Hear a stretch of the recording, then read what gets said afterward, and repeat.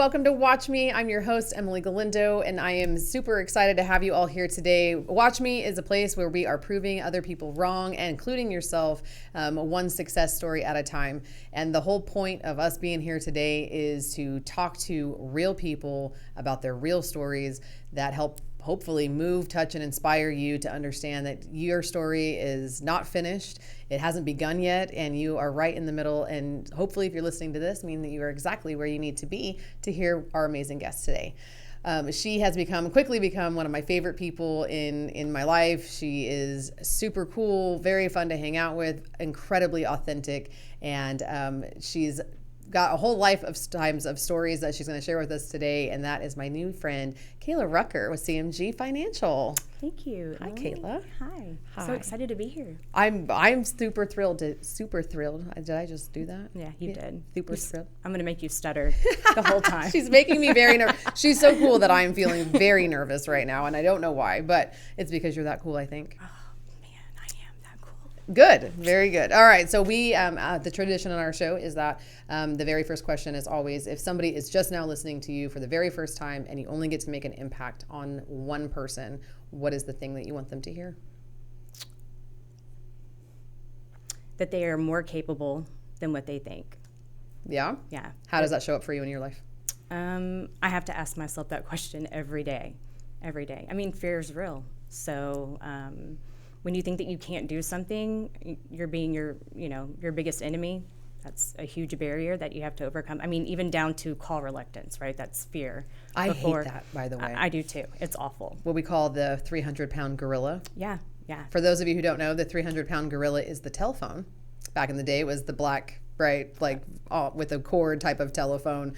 But picking up that receiver to make a sales call is the 300-pound gorilla that salespeople hate more than anything. Still hate it. Yeah. Still hate it. Yeah. Even after all of the sales experience I have, it sounds like it's my first day on the job. Yeah. Every time. Absolutely. Yeah, absolutely. I have to have a personal phone call before I get on my calls every day. Yeah. Because I have to get my mind right. So, I mean, they're no different on the other side of the phone. So I think it's the pressure of, one, it's the fear of rejection. Yeah. Right. And in sales specifically, you got to get over that. But also, I think for me, it's the pressure of being perfect. And what if I screw this? I have to be super creative, or I got to say the right thing. And if I don't say the right thing, then this was a wasted phone call. That buildup is what keeps me from picking up the phone. Really? Yeah. Me too. It's the same. It's the same. Which one's heavier? Is it being creative and saying the right thing and being perfect, or is it the fear of rejection? Well, being perfect, right? If you're not perfect, you might get rejected. Right. So when I pick up the phone and I ask somebody for business, if I stumble over my words or I don't sound confident, they're going to reject me. Other than, oh man, you know what? I haven't had breakfast today. I'm sorry. My words are just not coming out right. I mean, it just, if you start to stutter, that's what you should say. Instead, you're like, oh my gosh, on the phone, it kind of, you get, you start fumbling for words and you don't know what to say, and then you just kind of, the call goes down the shitters immediately. Right. It goes. You're like, you know what? I'm sorry for wasting your time. I'm not going to call you back ever again. This is so embarrassing. So embarrassing. When was the last time you had a call like that? That bad? It's been a while. Okay. It's been a while. Only because I've hired an LO that makes those calls for me. Right. And for listeners, what is an LO? It's a loan officer. Okay. So the busier I got, I needed somebody to take on that overflow. Mm-hmm. So I hired a junior loan officer. And so that's what you do. You are a mortgage loan officer. Is that a senior loan officer? Absolutely. Very good. We'll call you that. Yeah. Senior loan officer. And now you're so busy that you have an assistant who's helping you. Yes. Because I'm networking now. Yes. Right? And I'm not behind my desk. So if you're not behind your desk, you can't watch where things are going. You want to make sure everything is still moving through your pipeline. Mm-hmm. And I can't do that. So that's just one very recent, very low, I would say low risk. Well, not low. It's not low risk, actually. Bringing somebody into your business is not low risk. No. What would you say is the scary, because you talked about fear, what was the scariest thing about that process, hiring one person just to help? It's trust, right? No one's going to love your business the way that you love your business. So being able to say, here's my clients. Will you take care of them? Are you going to be on time? What are you going to talk about on the phone? how are you going to present yourself? Are you going to follow up? You know, are you going to be consistent? So being able to trust that person, you obviously have to train them. Right. But you can train all you want, but are they going to do it? Are they going to put in the work? And also, a really fun fact, Kayla told me that she bought her new LO some pieces of clothing to ensure that she was represented well. Yes. I love that. Yes. I really do. Yeah, you don't know what you don't know. Yeah. Right? So my idea of looking professional and somebody else's idea of looking professional, two totally different things. So especially coming out of COVID, right? I mean, right. We had sweatpants our are not allowed. Oh, they're so comfortable though. But yeah, right now yoga everything pants is are not professional wear. They're not. I don't care if you put a blazer on with it. It's still not professional. I'm going to be honest. I considered that this morning. You did? I did, 100%. I would have been so mad if I would have showed up and you were wearing them and I wasn't. I would have been so mad. The pants I have on aren't that much different, but I mean they're made with the same material, but they actually look like blaze or like a slacks. Okay. But I was considering just straight up some Lululemons and a blazer. Yeah, you could have rocked it. Yeah. I know, but we're sitting here saying that is not professional. That is not. But no one can see us. Nobody can see us today. Right. Yeah. But when you're client facing, you don't ever know when a client's going to walk into your office or, you know, hey, let's go on a lunch meeting. If a big producer calls me and says, hey, I have time today to go have lunch. I'm in my joggers. I can't. So you have to get up every day and dress for success. As cheesy as that sounds, it's a thing. I don't think that it is.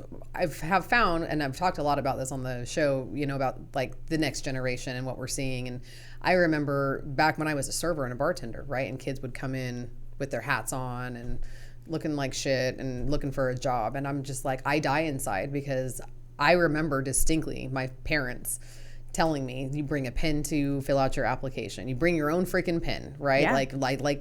Likely you come prepared. Bring a resume, right? You dress the part. You will not go look for a job in that, right? Like, and I don't know what's happened that people, even adults at this point, feel that like that's appropriate. Are we trying to stay in the traditional, or are we shifting too far? And are you and I just old, thinking that that's not professional? No, it is not professional. No, and I'm not old, and neither are you. Okay. So, I think people are lazy. Yeah. They think that success is just given, right? So, of course, I'm going to show up like this because you're going to give me this job, and I don't have to work for it, and you're lucky that I'm here. I see a lot of that. Entitlement. Yeah. And I've been listening to a lot of this, you know, body language experts and speech, you know, communications people and things like that. And we talk about what charisma is, and it's defined as the balance between competency and confidence. Okay. All right. So not confidence, it's competency and what's the other C word? Warmth. Competency and warmth is what is the marriage to create charisma. Okay. So if you are overly competent, right? And so those are going to be people who potentially feel like they are entitled to dress however they want because they're so smart and nobody else can do what they do. Right. But then people think you're an arrogant asshole and don't want to do business with you. But if you're too warm, on the other side, you're like hugging your first. You look weak. You look weak and like you don't know what the hell you're doing. Right. So it has to be a proper blend of both, of being able to be, and that's how you build rapport, being warm and competent to create charisma. Ah, that's so true. Yeah. Yeah. Yeah, very true. When you break it down that way. But anyways, back to this dressing business. So that's excited. So you have somebody who's going to be taking care of your business for you. You feel good about her? I do. I do. Yeah. And she's, a younger generation, right? So she shows up on time, great attitude, somebody I can put in front of any client, a yelling client, an upset client, an elderly client, a younger client. Mm-hmm. So she can, pivot. Right. And be able to adjust accordingly. So if I put her in a hostile situation, not on purpose, but if I need her to take care of something and maybe that client is pissed off, she can handle it very well. That's very nice. well. Yeah. Okay, good. Calmly. That is key. I think that comes with life experience, and that's not a judgment on the generation. Just when you're young, right? How do you handle a situation like that? And not take it personal. Right. They're not mad at you. They're mad at something else. Right. Just smile and thank you so much. I will have Kayla get back with you. Right. So easy. Right. Yeah. So in terms of, so we took the plunge of hiring somebody and we feel good about that. Let's back up. But you have just started this career, like not just, but 3 years ago. Yeah. How was that in terms of on the fear scale? So scary. Yeah. I mean, I left corporate America, great paying job. And the opportunity fell in my lap. And when it did, somebody were like, hey, you want to be a loan officer? I was like, ooh, gross, no. Because I think of a loan officer like a car salesman. Right. So, and there's a million of you. So it's like real estate agents or insurance, yes. PNC insurance. You're like, yeah, man, cool. Good for you. Yeah, absolutely. Just like that. I went back to my desk. I sat down. I had I had something from one of my financial advisors. I worked at Merrill Lynch on my desk. And I looked at it and I was like, you know what? I'm enough. Today is the day. Enough. And I got up, I walked back down the office and I was like, tell me more about being a loan officer. Yeah? Yeah. And that's how it happened. So that was December 2019. I started January 4th, 2020. So it's nice. You got to take the holidays to really dive in or digest or whatever. Yep. Let it really soak in that, holy crap, you are now 100% commission. And then COVID hit. Oh, shit, that's right. COVID hit. Yeah. So that was fun. So not only was it a new career. It was a new world. It was a completely new world, right? And so they couldn't figure it out, right? You're in a sales position. You're supposed to be in the bank, feeding everybody else business back and forth, living harmoniously. And COVID hits, and now we're all working from home with 2 different cell phones, and leads are coming in left and right, and you're having to help everybody on the phone refinance their house for 2% interest. Oh, right. So I guess some of us were looking at other things during COVID, but I guess during the real estate market, it was wild. Oh, it was unreal. It was unreal. I remember 2 years after, that's when I bought my house, and like there was no inventory, and everything's getting built really quick, and there's inventory shortages and shit like that, like right. Logistics and whatnot. But is that what happened during COVID? They lowered the interest rate to 2%? Yeah. So prime rate was ridiculously low. During 2020, I mean, it was not uncommon for you to get a 2% interest rate. Okay. So, I mean, obviously, right, you have good credit. What was it before COVID? 3.5, which I know that doesn't sound like very much, but when you can get 2% versus 3.5. But not only that, you could now do a cash out refi. So you could pull equity out of your home, right? Mm-hmm. And now everybody's equity is through the roof. They could take advantage of that. So now they're pulling out equity and they're putting in pools and they're taking vacations and. Nobody was vacationing just yet. We couldn't travel at that time. No, you couldn't. But travel. there was that's why all the home improvement stuff was going on. Absolutely, yeah. And all of the freaking logistics, supply chain was all jacked up, and awful. My house took extra long to be built. Right. No plywood anywhere. Could not get any boards. Yeah. Or work. I mean, just being able to find somebody to come and paint the inside of your house. I mean, good luck. Interesting. Yeah. Okay, so that sounds like baptism by fire. It was. So I was standing in, I was leaving my training, and I was in Dallas Love Airport when they started shutting everything down. And I remember calling my husband. He was like, yep, school's done. Yeah, we're all coming home. I'm like, what? What do you mean? He was like, yeah, we're not coming back to school. I was like, what does that look like? And he was like, I don't know, but we're shutting down. I'm like, oh, shit, man, I'm coming home to work from home with a husband that's also a teacher. So he's going to be teaching from home with my 2 teenagers. This is going to be fun. It's going to be a lot of fun. But your marriage made it. We did. We made it. My kids divorce made it. skyrocketed during that time frame. Because of that reason. Well, I could definitely see that. Right. Yeah, I locked myself in my room, and because I was so busy, he would like bring lunch to me, like, here you go, babe. Door. Yeah, like peek in, like, hey, is everything okay? Do you want some food? Like, slide it to me. Right. But it was a great way to learn the business, and it was also a great way for me to figure out where I don't want to be. Okay, and so what was that? What did you learn? I did want to work for a bank, Is that the traditional trajectory for like a beginning mortgage loan officers? You start at a bank, or? I don't think so. Okay. No. I think a lot of them come into the industry working either for a broker or a company like CMG or Nexa. Well, Nexa's a broker, but Caliber at the time was really big. Academy Mortgage. So, do you think that the training is different working for the bank versus onboarding through a brokerage? Oh, yeah. Because I feel like the brokerage, what I know about just brokerages in all industries, right? It's like, here's your license. Good luck to you. Pretty much. And then on a bank, I would assume on a bank corporate side, you're getting way more. I mean, you're having more opportunity for transactions because it's being fed through other sources in the bank. You're having a corporate experience in terms of getting trained and having a mentor or manager of some kind. No? No. Okay. No.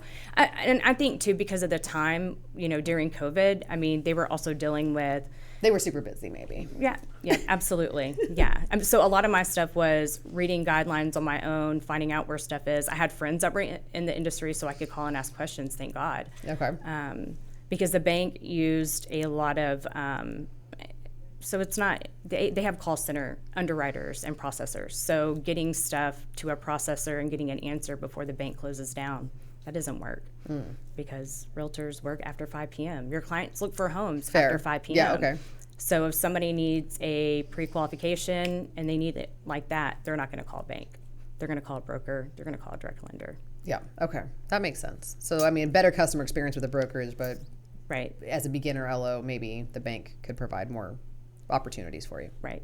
Okay. Yeah. What was the scariest thing about, I mean, aside from, I think there was an extra element there, right, of the world falling apart, of fear, but what was it before that call in Dallas airport in, December and the holidays and whatnot? What was the scariest part of all that? I'm in charge of my paycheck, right? I'm not having to show up and clock in and clock out. It's up to me to close business in order to put money in my pocket. So I'm 100% in charge of my success. Right. There is no failure is not an option. Why is that so scary? Because you can't blame anybody else if you fail. You have to turn around, you have to look at yourself, like, what could I have done differently? It's not like, oh, well, they didn't answer my call. I asked a manager, and nobody got back with me. So sorry, there is none of that. You have 100% accountable for everything, which helps too, right? I mean, looking back at fear, I mean, it was very, very scary, but it was also, and also looking at income, right? Yeah. Like much bigger paychecks. But when you think about that, you're like, oh yeah, I can go make more money, but what does it take to make more money? Right. Yeah, because there's always a piece of that of self-doubt, right? Even though I know that I'm confident that evidence has proven, right, all the awards and all the things, and that you're like, I can do this, but you still are like, can I do this? Right. Asking for business is huge. It's a thing that people don't do. They think they're salespeople, but asking for the business is a piece. Can I recommend, please, if you're in a sales position, one has to actually ask for the business. You have to say, right, are we moving forward?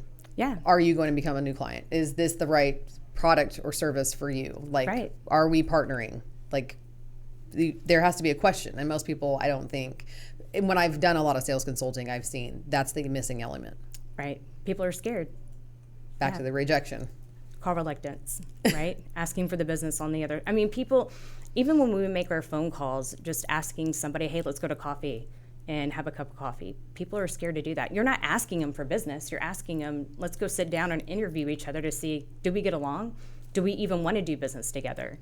So, and I have found it's not a lost art. I don't think I believe that is a skill that needs to be taught and learned. And I learned it in my professional networking organization that I belong to. But I don't think that people, if you look at like the dating market right now, or what people say about the dating market and the conversations that they have via text message, which are horrifying, by the way, and then like how dates go and stuff like that, like people don't know how to sit and talk to each other. No, they don't.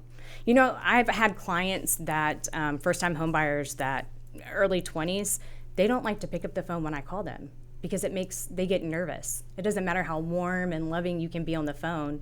When I meet them at closing, I had a client say, I was absolutely horrified to talk to you on the phone. I'm like, why? She was like, I don't know, I get nervous on the phone. I'm like, you're 23 years old buying a home. That's a horrifying. Lot. Yeah, that is horrifying by itself. Right. That's the biggest purchase that you're going to make in your life, and you're scared to talk on the phone. So yeah, it is a lost art. It is.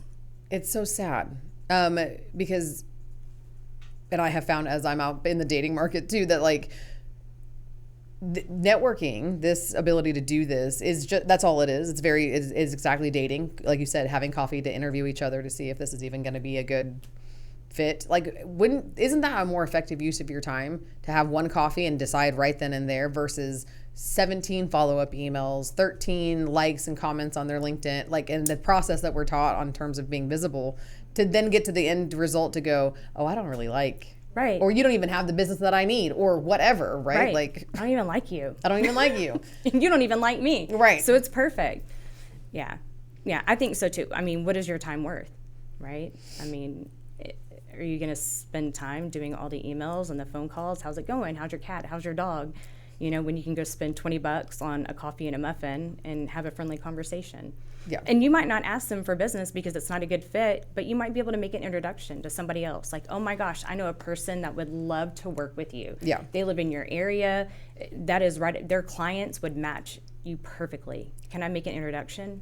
That right there is probably one of the best networking tips and the easiest thing to bring value in a one-on-one situation, or whether that's at a casual networking event or at a one-to-one or something like that, is to be able to connect them with somebody else that could potentially help them. It doesn't cost you a thing. Right. And it makes you way more memorable, way more impactful. Than a cup of coffee. Right. Yeah. I agree. And then whatever they do with that introduction is completely on them. But right. Yeah, but it might introduce them to somebody else, right? Or when they think of something, they might be like, oh my gosh, I thought of you today. So I want to make a warm introduction. Introduce me. Right. Absolutely. I have a referral for you, by the way. You do? I do. Oh, exciting. I love referrals from you. I love your referrals. Thanks. Just a long haul, but I mean, she's definitely needs more education and all the things, but I think you're a good fit. Thank you. Thank you. I love that you trust me. You're it. You're my go. You're my lady. Thank you. Yeah. Thank you. I think so. I don't know what it is that I'm so drawn to about you in terms of, I think honestly, it's your professionalism. How I find that you match me in terms of expectations of how people should operate in the world. And I don't like to use the word should, but I think that it's just more effective. I think should is okay. There's a standard. There's a standard. There is a standard. And it's got to match your business model, right? I mean, if somebody shows up in joggers, they might have a master's from Rice. I don't care.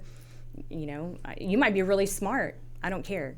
We're not a good fit because I can't communicate with somebody that's in a pair of joggers. I can't let you talk to my clients. Right. You're not talking about your clients. You're talking about your referral partners or whatever. Just, right. People in my circle. Yeah. Right.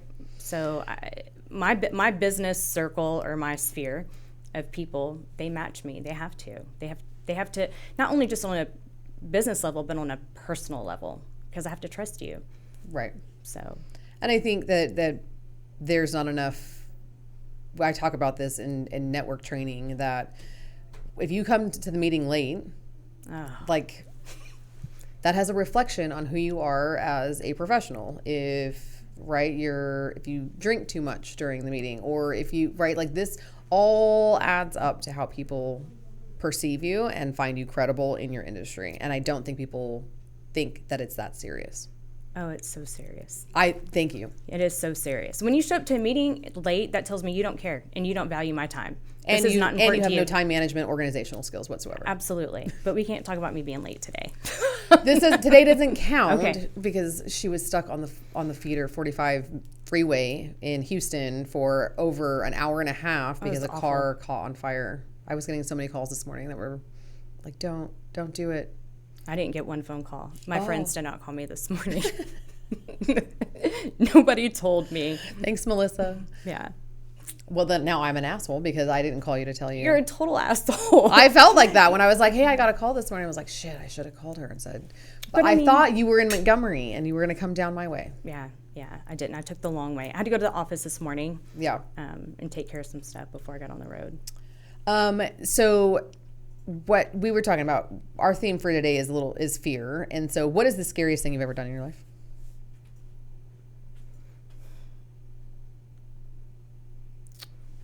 Oh my goodness. I hope my husband doesn't watch this. But get married. I mean, yeah, that was scary for me. Fuck. Yeah. That was so scary for me. Yeah. I was 22. I was a baby. Oh, wow. Yeah, Yeah. you were young. Just a baby. Why were you getting married at 22? I fell in love. Oh. Yeah, I did. 20 years this year, we'll be married. So I didn't want to get married. I didn't want to have kids. I wanted a career, I wanted to travel and do all these things. A family was not on my mind. So when I met my husband and fell in love, it was scary. It was like, wait, I had this plan. Yeah. And this is not part of my plan. Haha, joke's on you. Yeah, absolutely. When you plan your life, the universe is like, just kidding. Right. Yeah. that was cute. But I mean, that was scary because I'm a planner and I had things to do and I had my list and he was not on my list. Oh. But yeah, I'm so grateful for him. He has been my biggest cheerleader. 100%. That's so sweet. Yeah.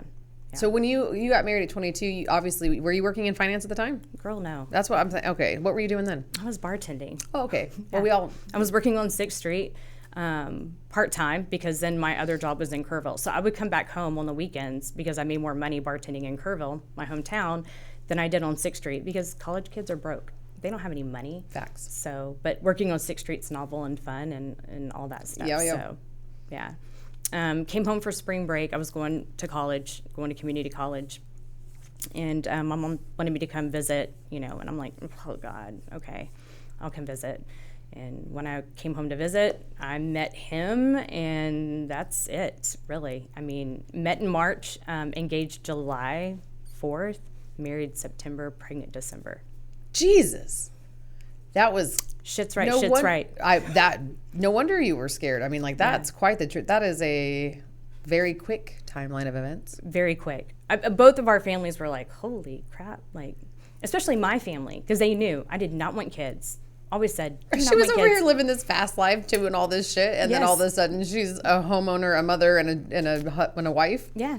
I had a nose ring and a FOMO, right? I mean, yes. At one time, I wore dog collars. We could probably edit that part out. No. Not a dog collar, but like the black chokers. Yeah. With like the spikes or whatever on them. Or mine didn't have spikes. Right. Studs. Yeah. That's what I mean. But right. But I mean, looking back, I mean, if somebody is wearing that, I consider that a dog collar. But if we're talking about it, I didn't wear a dog collar. So, yeah. I am so shocked right now. Yeah. I should bring a picture and show you. Yeah. I imagined you were more of a sorority type girl. No way. Okay. Yeah, no way. I mean, I danced to the beat of my own drum. So. Oh, right. You did tell me you were a groupie for a band. Yeah. I did travel for a little bit up the East Coast. Spent some time with a few bands. That's so fun. Yeah.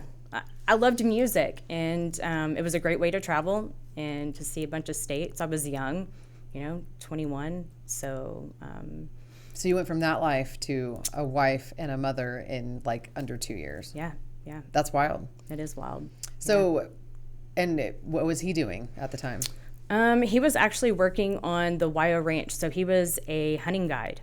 And before that, he was a crisis counselor. So his background is in psychology. He got burned out there and went out there. Understandably. Right.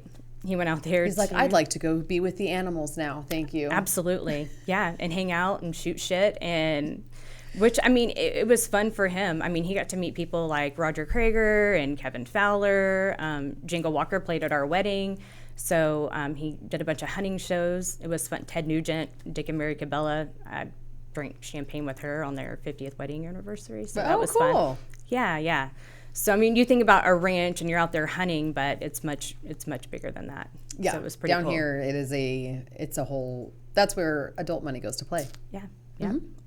Oil and gas weekend. Yeah. They spend their time out there hunting, shooting shit. So, when I got pregnant, I went into labor with my daughter at 19 weeks. And then 20 weeks. And then finally at 21 and a half weeks, they were like, you're not leaving the hospital. So, She was born at 31 and a half weeks. She was 3.5 pounds when she was born. And they told us she's not going to walk, she's not going to talk. You know, all these things are going to be wrong with her. Nothing was wrong with her, by the way.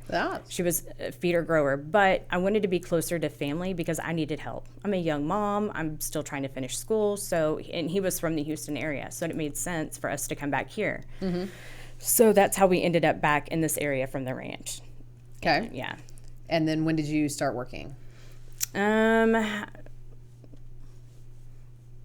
Working outside the home, excuse me, is how we say that. I know. I went back to school. I wanted to be a nurse, right? After having that experience with my daughter in the NICU, I was like, I love this. I would love to take care of little babies and help people. And I'm a nurturer. Mm-hmm. You know that. Yes.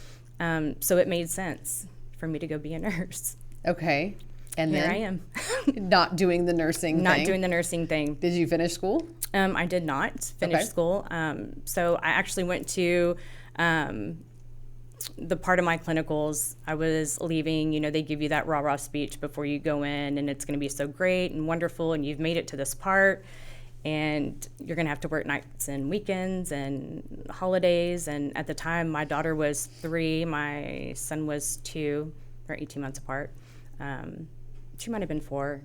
Anyway, they were under 5. They were young. Yeah, not even in pre-K. Right. And I'm like, I can't do this. Like, I love being a mom. I love spending time with them, and I'm not going to spend nights away from them.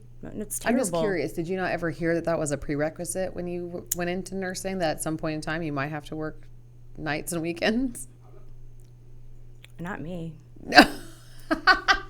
Because you're special. I'm privileged. Rules don't apply to you. It doesn't apply to me. Right. Oh, my God. I've never thought about that before. Oh, my God. Shows up for us all the time. Oh, my gosh. Yeah. Yes. Yeah. Wow. So, yeah, I don't think that it really hit me. I was so focused on making good grades and, you know, making the dean's list and all this stuff, because I was actually, like, all A's. I was focused. Can you imagine? Yes. You know, going to school full time. I started working part time at little places, you know, just to kind of help bring in money and pay for school. But yeah, so I called my husband. I'm like, hey, I don't think this is for me. And he was like, what do you mean? I'm like, I don't think I want to go to nursing school. And he was like, well, you better figure something out. Right. Find something. You know. How many years had you invested at that point? Almost 3. Okay. Yeah. You have a very understanding husband. Very understanding. Again, my biggest Your biggest cheerleader. Man, oh my gosh. I would not sure the conversation, I mean, this is why I'm divorced. The conversation would not have gone that way in my household. Yeah, well, man, let me just tell you, I can't imagine how many times he's wanted to divorce me when I'm like, hey, I don't think this is for me. I mean, again, right, so I left there. I went, I was working nonprofit, like doing installing car seats. You're for still in infants. your 20s at this point still, oh, right? Yeah, yeah. Okay. Just a baby. Just a baby. Trying to figure it out. It's okay to take some years to just figure it out. Society, I don't care what they say. That's what you're supposed to do. Right, yeah. Right. Absolutely. So did that for a little bit. I didn't pay enough money, kind of worked my way up. A girlfriend of mine started working at Merrill Lynch and said, hey, I think you would really like it here. Come interview. I was like, okay. So I went and interviewed at Merrill Lynch and loved it. I love the professionalism. I love that, you know, it's client facing. You get to interact with people. You are reminding me of that. Can I tell you a story real fast? Yeah. Okay. So I was at, you've heard of the Lions Club? Oh, yeah. Right. So it's like a community, the Lions Club is like a community philanthropic, good old boy network. I'm pretty sure it's national. It is national. Okay, that's what I thought. Yeah. And the whole point, I think, is to give back to the community, and like there's a scholarship component to it to high school kids or whatever. So I just happened to be invited by this guy to go to the pageant day or whatever, like the last day where they're going to award this scholarship and stuff. Yeah. And so you get to see all the candidates up there. I have so many stories about these candidates, bless their hearts, all of them. And but there was one girl there who said that was her big pitch, is that she wanted to. She was, I don't know, about 17. She wanted to work as a website designer because she wanted to work in an office where she could wear pencil skirts. What? That was her driving thing. And I'm telling you this because you're reminding me, just like when you said, I just really loved the dress and the attire. And I'm like, it made me think of this girl who was like, right, I think that's some of us women have this, like, you see what it looks successful. The successful look of the pencil skirts and the purses and the high heels, and you're like, I am a successful woman in business. Right. Right. There's a component to that. Right, there is, but anybody can shop at Ann Taylor, so you don't have Sure. to. You don't have to, you don't have to be a website designer, right? Go buy you a pencil skirt, girl. Right, girl, go ahead. Oh, that's kind of sweet. Isn't that sweet? Yeah. She didn't win. Oh, dang it. Okay. Well, I hope she got her pencil skirt. Anyways. I do too. The white boy, the all-American boy who talked about his thanking all of the veterans in the room for their service. He won the. I was like, you should go into politics, buddy. You know how to read a room. Absolutely. Again, right? Lions Club. You should thank the veterans immediately when you get up there. Yeah. You should know the room. You should know. Yeah, he did. And at 17 years old, I was like, we will see him in Congress someday, I'm sure. That's awesome. Yeah. Very cool. Anyhow, so you went to this interview at Merrill Lynch. Yep. Got hired on the spot. Doing what? Because it doesn't sound at that point that because qualified to be a financial advisor. Yeah. Uh-huh. No way. Right. Got a little bit we got a little bit of everything, but I didn't hear anything that. Yeah. No. So I was a client associate, which is very. It's not a secretary, but you're sitting behind a desk and you're processing paperwork. Mm-hmm. And you're picking up the phone and calling clients and how are you doing today and. On behalf of somebody who asked you to do it. There's a reason for your call, right? Right, absolutely. Yeah, okay. Setting up accounts and stuff like that. So the longer I was there, I kept getting assigned bigger and bigger and bigger teams and more teams. And so one day I looked up and I was like, I have 17 financial advisors. Now, wow. They weren't all big producers, but the little ones are the ones who need the most. Right. So, but that was taking away from my big producers. So I was like, I need help. I need help here. I wasn't getting that support, so I quickly, this is not where I need to be. I see, okay. And they're all making the money. I'm 8 to 5, Monday through Friday. Got great benefits. I had a great 401k, but I'm not happy here. This is not where I want to be. So I moved to another office with a bigger financial advisor where I could have, just one or two teams underneath me. Got there, I'm like, I still don't love it. Like, I'm not in love with this place anymore. So, again, walking down the hall, and that's how I met Sandra, who gave me the opportunity to be a loan officer. So, did that, at the bank for 10 months. So I transitioned from Merrill to Bank of America. Bank of America owns Merrill Lynch. I'm going to say that again because they hate that. Bank of America owns Merrill Lynch. So I was in the bank for about 10 months. I had a couple other friends that were loan officers, and they were like, you got to leave the bank. You absolutely have to leave the bank. You'll make more money. You'll have more realtors. You'll have more things. Your paychecks will be bigger. You'll have more flexibility. And so I thought about it for about 30 days, and I made the move. How long were you at Bank of America? 10 months. Okay. Yeah. Enough to get enough training to know that, okay, I want to make more money. And they started changing things in the bank. So you were no longer a mortgage loan officer. You were a credit risk agent. Gross. Right. Gross. Now I'm selling credit cards and opening up bank accounts. That's not what I signed up for. Right.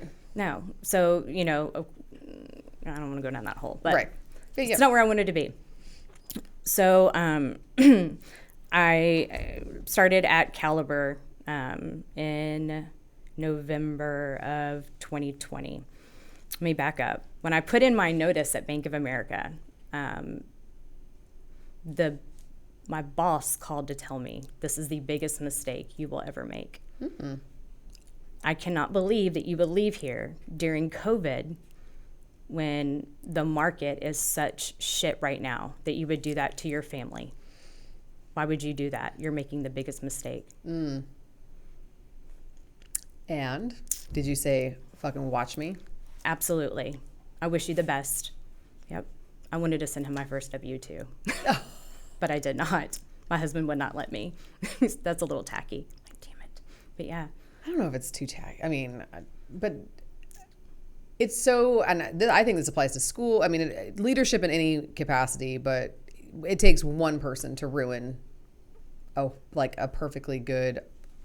It just takes one good person it takes one bad person to ruin your taste for that organization. Oh, absolutely. He wanted to scare me. Again, right? That fear of maybe you're right and I don't want to do this. Oh my gosh, I didn't think about that. How could you do that to your family? Right. I'm trying to make things better for my family. and I'm going to do better than this. And they didn't want to hear that. Again, it's the big bank. So, but well, go with the little guys. It's always the best place to be. Absolutely. I don't know I would love to know how big banks still exist, quite frankly. They've done so much damage, and they treat people so poorly, and they have horrible products. They don't pay. I mean, they pay their employees and their customers because they're so quote unquote big. How is it that they are still so big when everybody hates them? Have you ever met a single person who's like, yeah, man, I'm at Chase, I'm at Bank of America, I'm super happy with my experience? Hell no. Not one person. Not one person. So why the hell is everybody still there? I have no giving idea. them the money? I have no idea. Y'all, there are local banks. Go try one. Credit unions. Amazing. Local banks. People, like I've had lunch and coffee with so many bankers lately, and I'm like, oh, they still exist. People who work in banks that care about relationships and will help you. Weldon. Weldon Witt is one of them. Oh my gosh, shout out to Weldon. Yes, we love Weldon. Yeah, he's great. So, but he works for a smaller bank. They're not real big, but right. But we've been seeing, I think, in this shift in the industry, because I've been seeing like local banks getting bought out and transitioning over. And so I'm begging the people, like, don't give them that much power. No, do not. Yeah, Weldon Witt at Austin Bank, if you're in the area, he's a great banker. Yeah, absolutely. Love him. Commercial lender. He's a commercial lender. If you need to start your little business, get going. I'm grateful that I have that introduction. I've been able to call him and lean on him for business. So, good. Yeah, I like working with him. He's a good person. All right, so you told Bank of America, F you, and you moved on, and you have been successful ever since. Ever since. And what do you think is the thing that makes you so successful? Failure is not an option. It is not an option. Yeah, I can't fail. Yeah. Absolutely not. So when you wake up in the morning, there's a purpose. Yeah. What's the purpose today? My goal every day is, where is my business coming from today? I need to get one application at a minimum every single day. So that is my goal. Every single day. If I don't get one application every single day, then I'm playing catch up. Then it's 2 or 3. You don't want to play catch up. Like, once you get behind. So if you do all the things and you have your calendar set up, that you're, all the things that you're supposed to do to bring in business, it should be fine. And what are some ways to do that? So if somebody wanted to go out and get this job at a local broker, what's the first thing you would suggest they do? Talk to another loan officer. Okay. Make sure it's a good fit. Make sure that you know that how many hours go into being a successful loan officer. How many hours is that? A lot. Okay. I mean, on average, I probably work 60 hours a week. Okay. But I mean, that's not only like in the office, but that's on the phone. That's networking. So I've only been in it for 5 years. My business is still growing. Right. And it's scattered, right? It's not like it used to. And I mean, that's why, for me, this is why it's a great fit, because I love it. It can be Saturday morning. It could be Tuesday at 6:30. It could be like, yeah. And then I'm actually home at 3 o'clock in the afternoon to get my kid off the bus. And you know what I mean? So like, it gets sparsed out. And Simon Sinek talks about this, that like the difference between, we don't have work-life balance. If you love what you do, it's just woven into your life. I agree. Yeah. Because I don't feel like I work. I don't. I feel like I'm on the phone a lot and I talk to a lot of people, but I'm not working. Do you love to talk to people during the day? That's all I do all day. Yeah. It's all. If you ask my daughter what I do for a living, she goes, "What does your mom do for a living?" She goes, "She talks to strangers." Oh my gosh, that's awesome. That's what she says. That's awesome. Yeah. My kids said I give money. You give money? She just gives money. Yeah. Oh. We had to have a sit-down conversation about what mom does. Hey, listen, I just don't give money. They thought I was a realtor at one time. I'm like, okay, guys, no, I'm not a realtor. I'm like, I should really educate my kids on what I do for a living. Yeah, they could be out there finding new business. Oh, God, my daughter's given out my card a couple times. Oh, yeah, good. Yeah, love that. So I know this, I mean, every journey is scary, I think. I think it's just a matter, that's bravery, is knowing that you're scared and doing it anyway. Right. Yep. Pushing through it, the reluctance, the fear. Right. Yep. Well, I'm glad that you did it. Me too. Because now I know you. I know. Yeah. I'm super excited. Well, thank you for coming, and thank you for sharing your story with everybody. Absolutely. I just love to have really interesting people come, and so that people know that they're not alone. They're not alone. And you're capable, like I said, you're capable more than what you realize. 100%. So, a lot of people, they put that glass ceiling up there and they're scared. The fear, it comes down to just being fearful, being so scared to take a chance on yourself. Don't be scared. I think that if we could just not make it so overwhelming, like you don't have to go at it like I'm going to change my whole life and this is the step. Right. Just one tiny step. I mean, our last guest, Rami, who I introduced you to, the real estate agent, he talks about walking the pilgrimage across Spain, doing 690 miles. And it's just like, you can't focus. It's just one step. It's the next step. It's the next step. I love that. I can't wait for it to come out because it was a beautiful conversation. When's it come out? I don't know, probably 3 weeks. Okay. Yeah. All right. I can give you a copy though. Okay. All right. Thank you for coming. You guys, thank you so much for listening to Kayla. If you want her contact information, it's in the show notes and the description. Come back next week and hear another amazing story so that you can prove to yourself that, one, you're not alone and you're capable of so much more. Have a great week.